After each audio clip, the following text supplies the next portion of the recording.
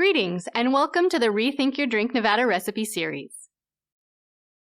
Today, we will be making yummy banana blend. For this recipe, you will need 4 cups of low-fat milk, 4 ripe bananas or 3 jars of banana baby food, 1 cup of low-fat plain yogurt, a fork, a big spoon, a bowl, and a clean pitcher. Before you start, make sure to wash your hands using soap and water. Peel the bananas and place them in a bowl.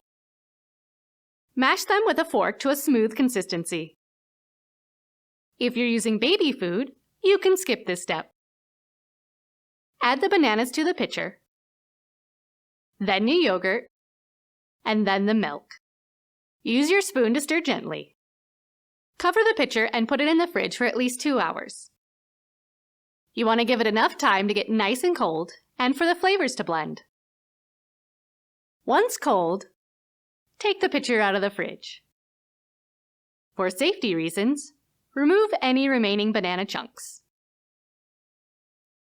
Pour your beverage into glasses and enjoy!